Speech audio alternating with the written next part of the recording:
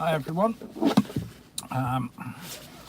Thought I'd just live stream the final bit of my commute. I'm at the services at Nottingham at the moment, the Ecotricity charger, and sorry, just get this a little bit more secure so we get a few less vibrations hopefully as we go along. And yeah, just it's a Friday afternoon, 4:30, and I thought I'd have a bit of a ramble as we head home.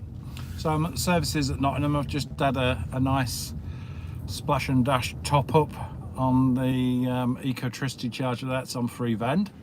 I don't know if you guys know how to spot a charger that's on free vend, but essentially, for those of you who don't, you're looking at the telephone aerial symbol like you see on your mobile phone, and you are also looking for a symbol that looks like a Wi-Fi symbol as well.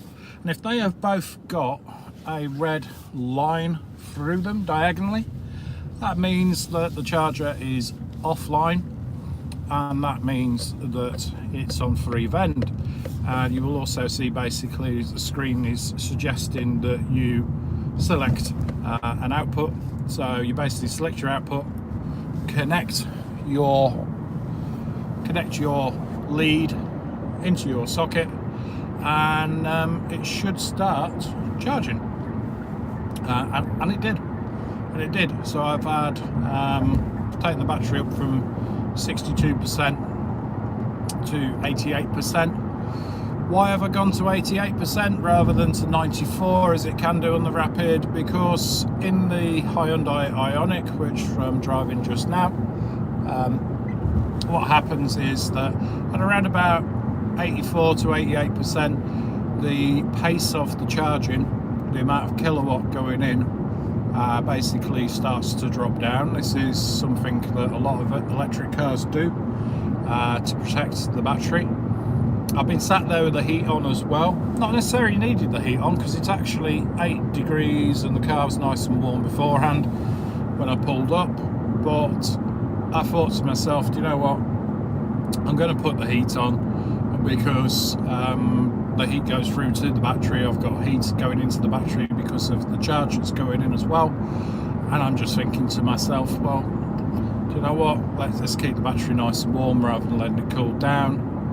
And I'm going with the flow of the traffic now to make my way back up to Yorkshire. So as I say, M1 Nottingham services. Nice journey so far.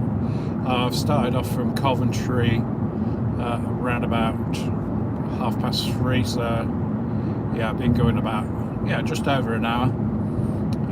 Average speed, because traffic on a Friday afternoon in Great Britain is usually pretty heavy on the M1, and indeed my average speed is 53 mile an hour. Done 53.6 miles, and most importantly, miles per kilowatt is at 5.0, and I say that's running with climate on. That's set to climate was set to 19 on the way up. That's nice and comfortable, keeps it reasonably fresh, and that was also running a little bit with the cruise control on as well, just to keep the speed in moderation, because it's the M1, I don't know if you've heard or read, the M1 and the M25 now, the speed camera enforcement is well and truly live, and that includes at 70 mile an hour. So if you go 72 reportedly, you will get fined on the overhead cameras. They will take your picture and you will get fined. And indeed, if you're going above 90, none of us do that, of course, but if you're going above 90, these overhead cameras on these smart motorways will basically get you to they'll take your photograph, and basically you'll end up with possibly an immediate disqualification as well. So that is a interesting development for UK speed cameras. That is something that they are doing. Interesting videos this week that I've noticed come out on YouTube from Like Tesla, Tesla Kim, as she's known on Instagram. It's quite interesting. She's got two of her female fellow YouTubers also with Teslas together, and they've done like a little discussion group. It's actually really good. I know the majority of my audience is male and in their 50s, and I don't say that to offend anybody who's not male or in their 50s, but that's just a statistical fact that YouTube shows me. So it's actually quite nice to see a female perspective on Tesla and how enthusiastic they are about the cars, and I highly recommend the Like Tesla channel. It's really good. So, how's your week been? My week for journeys has been pretty much okay. Traffic is notoriously heavier. Now we're in the first full working week of January. Interesting developments, I think, in the last sort of 7 days or so is that certain councils have said in Scotland that they're no longer going to be supplying free charging, which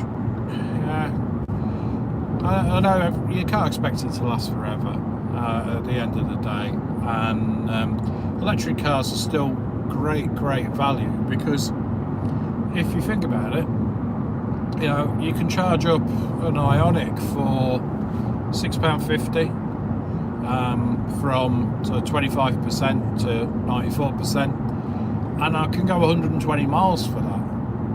A gallon of fuel probably costs around about the same, depending on where you get it from, and you're going to go between 30 and 55 miles.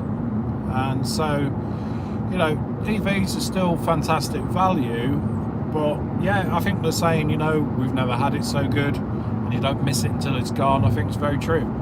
And of course, the next thing that is happening is InstaVolt chargers are also now going to start charging. We haven't got an exact date for that happening.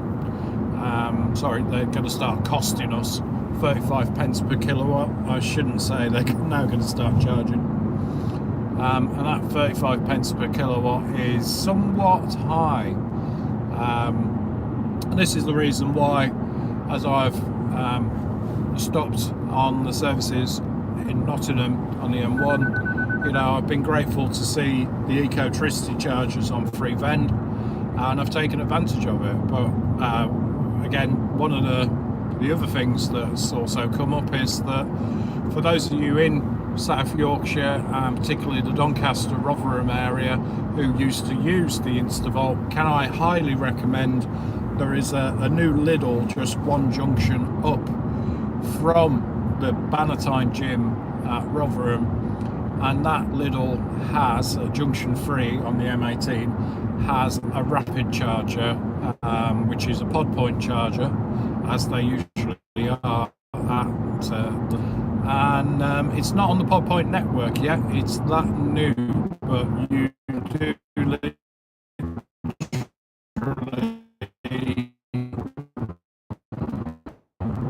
drive up to it, plug in, it starts.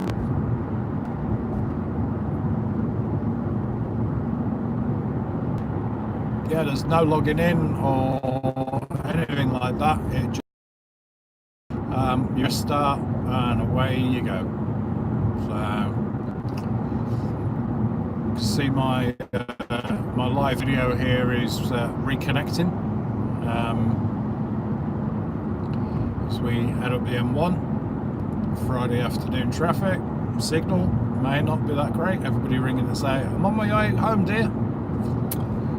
So yeah, bit of personal news. Again, don't know if any of you guys are interested in a bit of personal news, but I think a little bit of sharing, we get to know each other a bit better. My daughter this week went back to school, and she's 13, she's had a tough time at school. Can't really go into details too much as to why, but essentially she's had enough. And to see her absolutely broken on Tuesday night when she'd come back from school and had this problem with the school and teachers and stuff, and she just, well, it just completely tore me apart. There's no way that I could let her go back to school on the Wednesday, the second day of the week back at school. So we actually started investigating home education and what it would take to do here in the UK.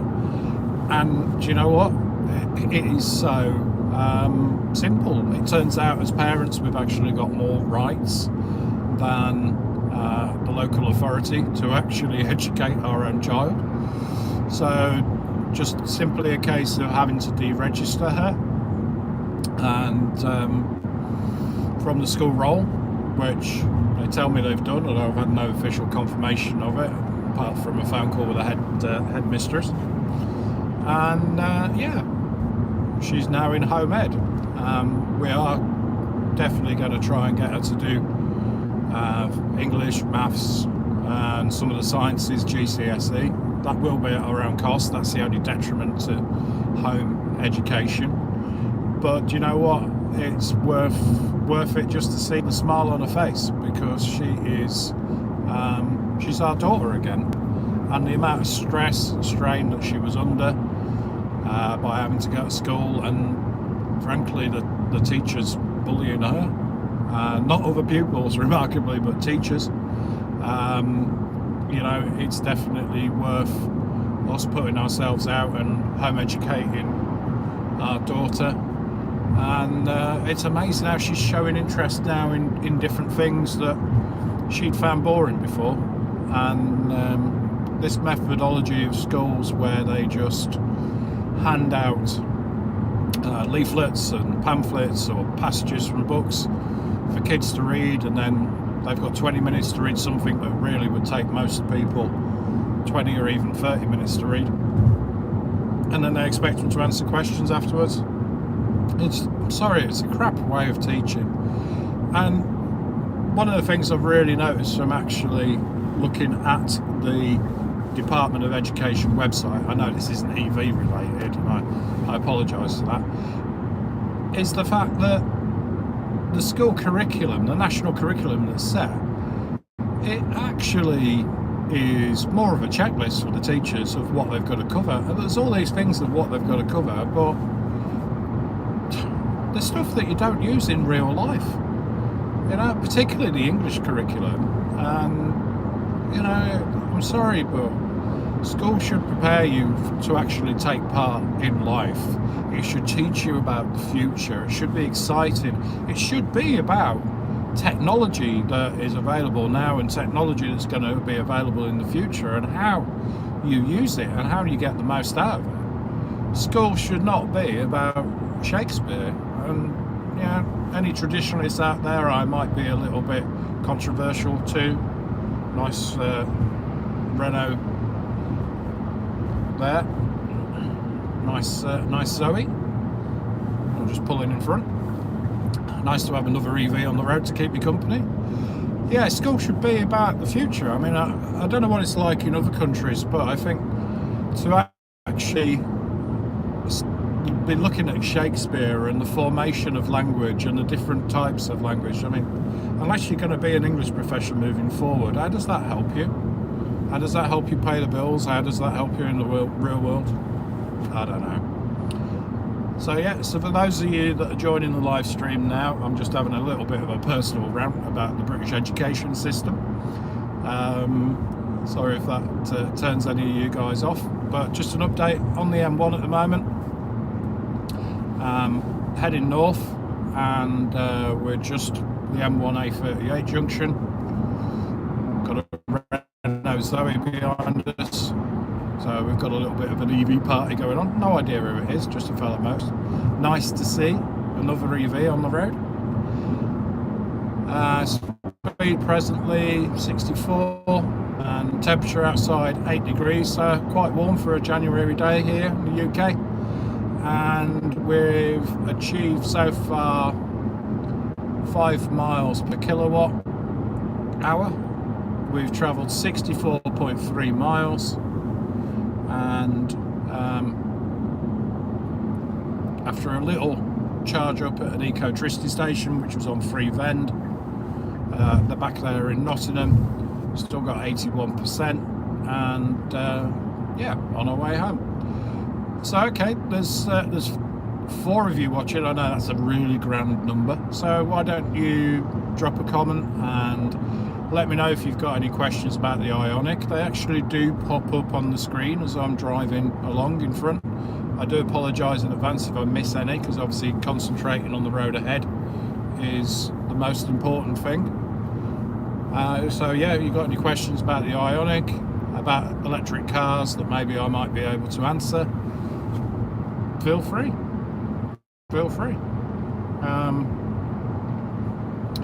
Smart motorways, don't know how smart they are, I must admit. You'll have noticed as we're driving along, we're going from the national speed limit, that's the white symbol with the black line across for anybody who's not UK based, and the national speed limit on the motorway here is 70 mile an hour.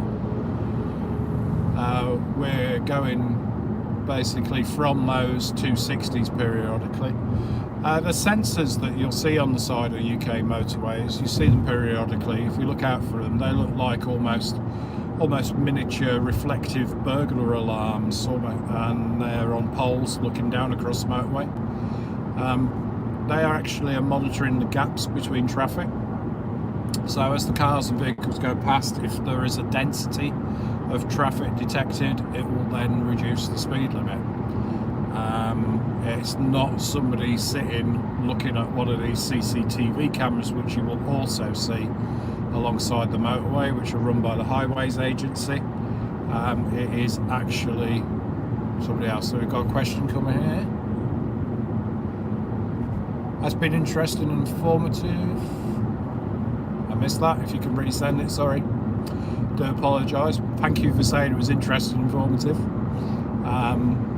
I hope you're enjoying the other videos. Those of you, if any of you subscribers out there, thank you very, very much. That's great.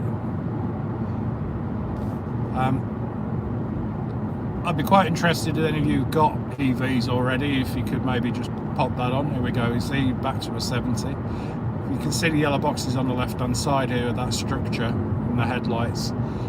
They're the speed cameras for anybody who's watching again from abroad. I'm sure as UK people know what those things are. Yeah, driving technique in an EV. Everybody seems to have a bit of a different view. I come across a lot of people online and in the social media groups, and they'll say, do you know what? I freewheel as much as I can, so they drop the resistance, if you like, or the regeneration is the proper word for it, down to 0 on the Ioniq. Which you do that, there's a silver pedal just behind, a silver lever just behind the steering wheel, and you hold that all the way up. To increase the regeneration, you can press the pedal on the left hand side of the steering wheel, and basically that increases the regeneration, or indeed you can hold it down and release it, and then it will take it to the maximum, which you've got 4 levels. You've got level 3, which is my preference to drive around on. You've got level 2, level 1, and then you've got off. I can understand why people would think driving with it off would make you go further. Indeed, if you're going downhill for a prolonged period of time, yeah, I've dropped it down to 0, but not in traffic like this, because once you're used to regenerative braking, indeed with a conventional internal combustion engine, when you take your foot off the accelerator, you get a resistance, it slows you down. And I'll compare the resistance you get in an internal combustion engine car to level 1 regeneration on the Ioniq. It feels pretty similar to that. Level 2 a little bit harsher, and level 3, well, you do feel like you all of a sudden start to lose speed at quite a rapid rate of knots. What I find is with level 3 regeneration is that you basically can drive nicely along, let the traffic do what it's doing here, balancing your foot on the accelerator to keep you moving forward. And actually you're also getting a bit of regeneration as well. So for instance, at this moment, just to give you a live figure, following this lorry, we are going slightly uphill, but when we were on the flat there, we were around about 6 miles per kilowatt hour, which, yeah, that's for this time of year, temperature's starting to drop a little bit as I get further north. It's pretty good. Yeah, I'm now at 5.1 miles per kilowatt hour, just cruising along. Let everybody else do whatever they want to do, if they want to bomb along at 70 and whatever. Sitting here nicely behind the lorry, fair old distance behind, not tailgating. Really important we don't tailgate. And yeah, just having a good old cruise.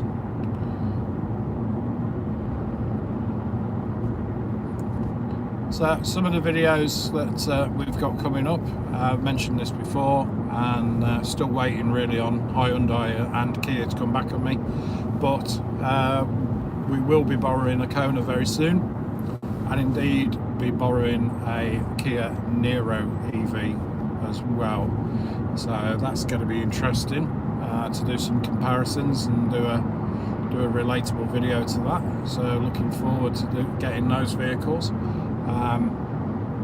It was very interesting. I saw a video the other day done by one of my fellow YouTubers, and he was saying about you don't really know what any of the car companies' plans are, and even the dealers don't really know. It's guesswork. I find that a little bit strange. I can understand like people, YouTubers, saying that what we do, yeah, we're talking here and it's guesswork, if we turn around and say something. But if a car dealer is in touch with their head office, their regional sales managers for the manufacturers, etc., you would think actually what they're getting is probably a bit more authentic than some of us YouTubers. I mean, this is the great thing about Tesla. If you actually want to know something about what Tesla's plans are, you just tweet Elon Musk, and if you're lucky, he'll actually respond to you and actually say, yep, we're getting rid of the 75 kilowatt battery pack, and from now on it's going to be the 100, and watch this space. You know, what will the next Tesla actually hold, I wonder, in terms of battery capacity, because their batteries are getting far more efficient. You know, if you look at the floor pan size of the Model 3 compared to an S and the X, which of course use the same floor pan, you know, and they're squeezing 63 kilowatt in there, and arguably they could fit more. So, you know, you look at the floor pan size of the Hyundai Kona, and look how they squeezed in 64 kilowatts worth of battery in there. Yeah, it's amazing. So, yeah, I would not be surprised to see Tesla announce the next sort of S and X quite soon. Surprise announcement maybe, as in a facelift, and as in some correlation starting to happen with the brand. One of the things that I think could happen, if you look at the S and the X and the Model 3, a simple thing, they've all got different door handles. And okay, I'm not suggesting that we all have to conform and all have to have the same door handle, but you know, which one actually works best? If you've got a Tesla or experienced a Tesla, maybe you'd like to comment and suggest which door handle works best. I've tried the door handles on the Model 3. I was lucky enough to go down to London and got shown around one in the dealership and had a little tinker with it. Couldn't drive it, unfortunately. Left-hand drive version, of course. And I find the door handles, to be honest, a little awkward, a little ungainly. Yeah, I mean, the one thing that is common with the door handles on the Tesla is that they're all flush to the bodywork, so or they pop out obviously on the Model S, but when you're driving along they're all flush for aerodynamic purposes. So, you know, it's probably, you know, on the next Model Y when they announce that, which that should be an announcement coming up this year, it's probably going to be, you know, another flush door handle, but will they unify them? Going back to battery pack sizes though, if we're getting rid of the 75 Model S and Model X, what are they going to do? Is it just going to be a 100 kilowatt battery pack? Rumours have it there's 125 being developed. Again, it is just rumours, but I've heard that on one of the US YouTube channels. So, and that could be using the same cells that they're using in the Model 3 apparently. So watch this space. That's not exclusive news. It's not fake news. It is a theory I've heard on the internet, and nothing more than that. I will add. So I wonder where we think we're going to be in 5 years' time with electric vehicles though. Will they be as expensive, or will more and more car manufacturers try and adopt the Hyundai and the Kia sort of model, which is to try and make them just affordable?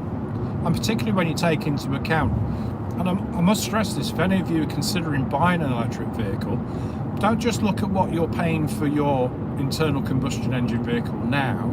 Consider how much you're actually spending on fuel now as well as part of your monthly payment, because electricity generally by comparison is fairly cheap compared to fuel, and indeed fuel prices are rising, although again some people think that fuel prices might actually drop as electric vehicles become more popular, and then there's going to be you know, a glut of fuel knocking about. Not so sure on that one myself, particularly with the amount that the government actually will tax it. We'll see. So I've rambled on, I think, quite enough. Thank you guys for watching. I'll just give it another couple of minutes. If any of you got a question, again, I'm really sorry if I have missed any of the questions. Let's just have a look, see if anything's come in.